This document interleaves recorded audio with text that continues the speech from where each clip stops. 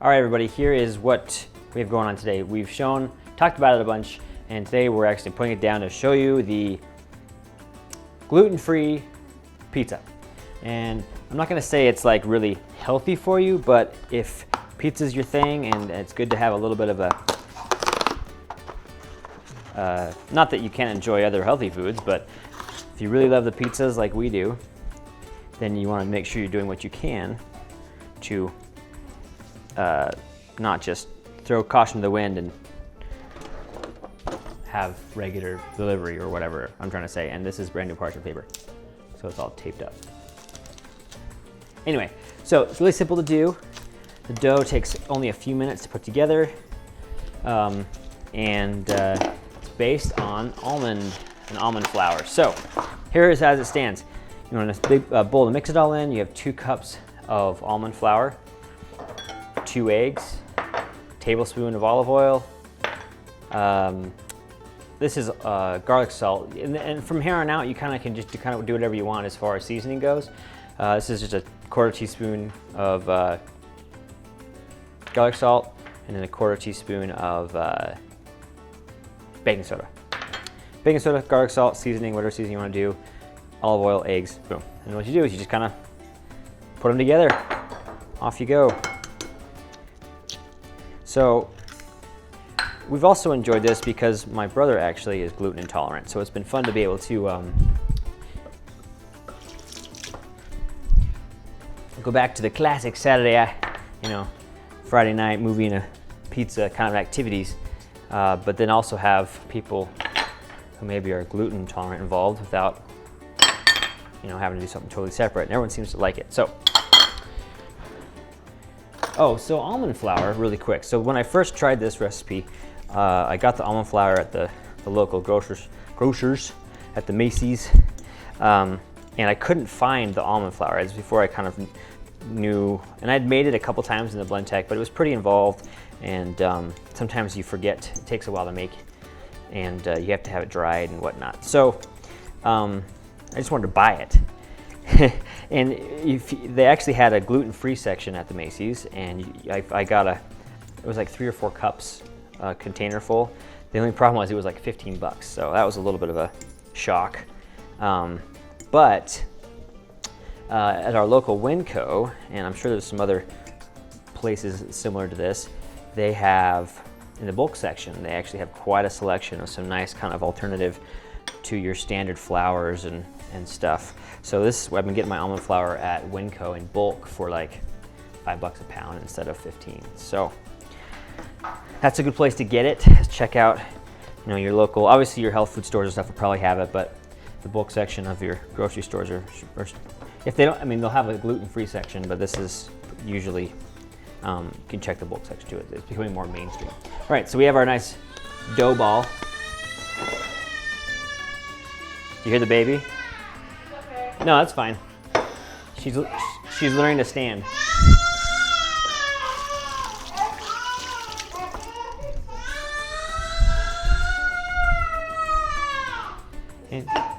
Oh, it's teething.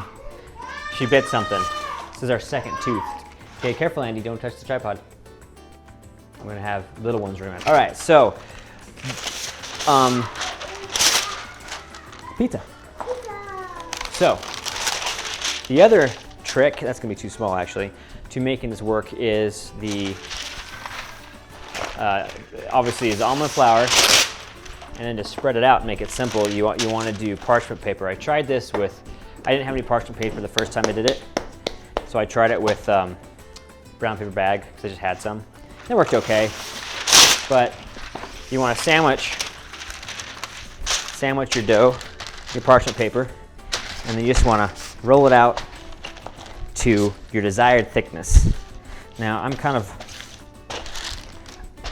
like the thin crust pizza kind of approach to this. Now it's starting to squish out the side, so if you start to squish out the side a little bit, just kind of scooch out what's escaping and put it back in.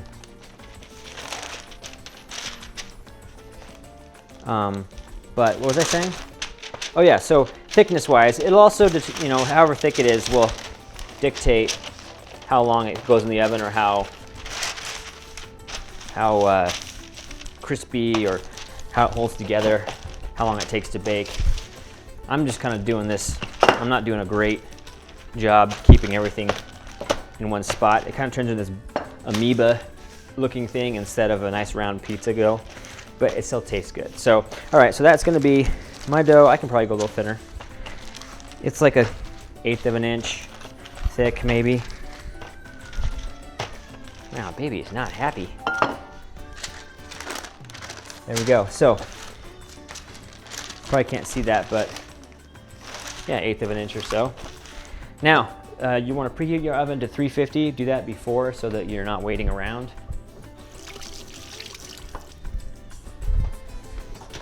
And you just take your top sheet off. Notice how effortlessly that comes off. Center your stuff and stick her in.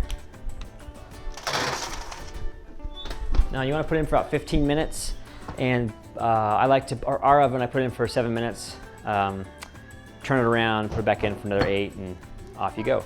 So now we just wait for our dough to come out. It'll come out nice and, oops, crisp, and then we'll just treat it like regular pizza dough, put the sauce on it, we'll cut up some toppings, and we'll have pizza. All right, we're ready to do the rest of it. So, came out of the oven just a minute ago.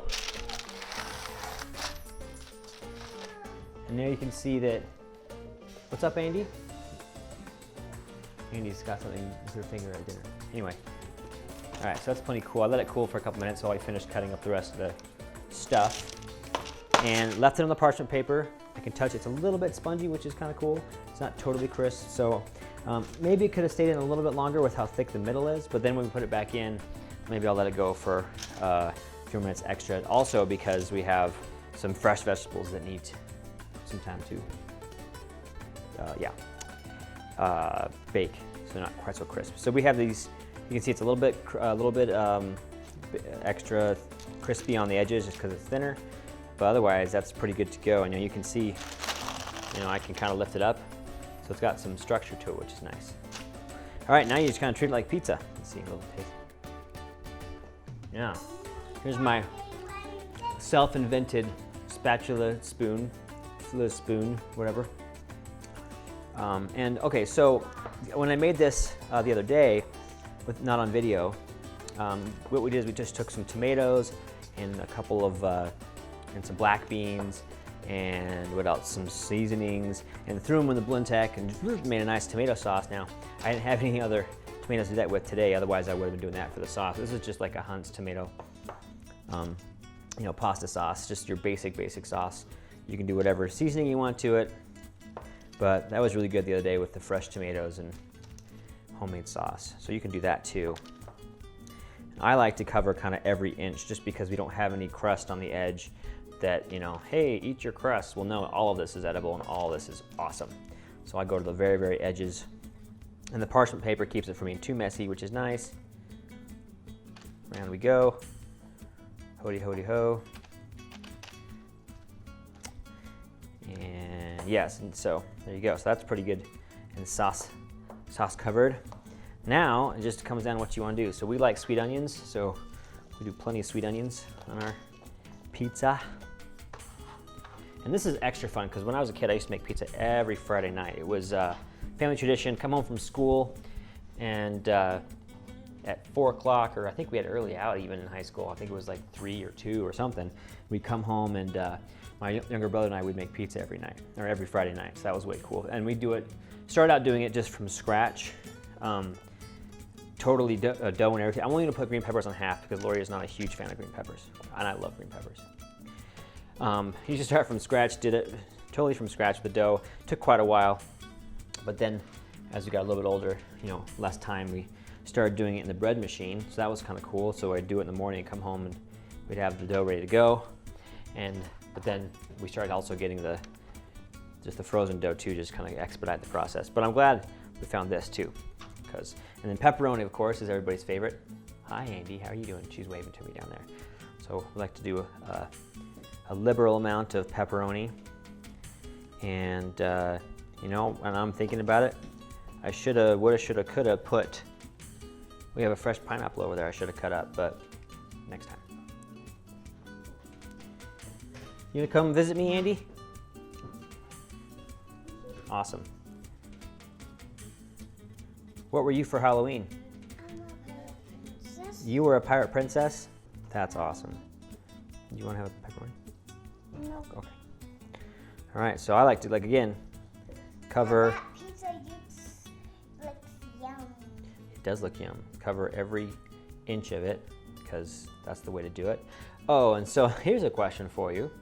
Over the years, as I've made pizza, where did pepperoni go? There we go. I've had people go both ways on me on this. Say I'd be making pizza and they're like, "What? You put your toppings under the cheese?" And I've had people say, "Oh, don't you put cheese under the toppings?" And you know, that's what do you do? I like the cheese to kind of complete the ensemble, to cover everything. So you could also be using grated cheese, but I like just to kind of throw some slices on there because it's less messy and I don't have to sit there and grate it. And you can make sure you're covering. It's actually, I think it's easier, it's better for you to do it this way because then you don't have mounds of cheese. You know, the grated kind of has a tendency to stack up on itself. You want some cheese? I'll get you some cheese in a second. This is mozzarella. Did I say that already? Mozzarella. But I'm gonna double stack a little bit as I kind of make sure that I'm covering the gaps, which I'm not doing this as you know, as detailed as I had before. Here, Andy, you want a piece of cheese? Yeah. There you go. All right, well, let's do a couple more pieces just for good measure. Just to kind of make sure we're not forgetting any of the edges, because that's the worst when you have edges. All right, I know, all you people are saying, "Oh, you're making it, defeating the purpose." Well, we're done. So now it goes back in the oven for another 15 minutes or so when the cheese is starting to brown a little bit. Still at 350. But again, I might let it go for a few more minutes past that just to see what the vegetables will do and to make sure that crust is really baked in. But again, I'm gonna do it for 7 minutes, turn it around, 7 minutes. It depends on your oven. Here we go. I want to try that pizza. That pizza has crust. Sure looks good, huh? It's yours. High five. Okay, there it is, folks. Looks like it's gonna be good.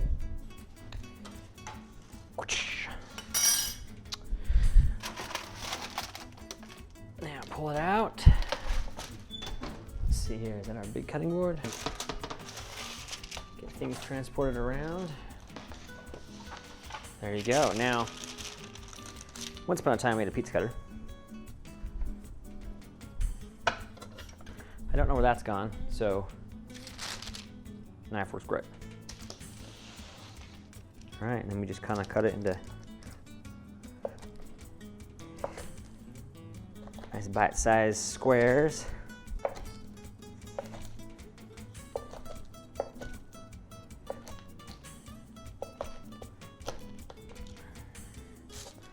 There we go. See, crust looks like it's got plenty of definition to it. In which case, now we can cut it this way.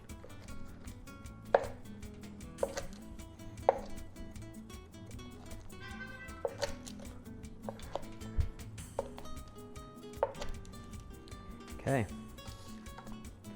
Let's see. So yeah, there you go. You can kind of see the crust, and it acts pizza-ish. It stands on its own. The sides being crazy hot. That's how it works. Now, I'm probably gonna cut up some fresh avocado, cube it, throw it on here, and maybe even some fresh salsa. Because that goes on pizza, right? Anyway, there you have it. Almond flour based, gluten-free pizza crust and pizza that you can put on top of it to make pizza. It's really good. I hope you enjoy it. Thanks for watching. Go ahead and subscribe, share this.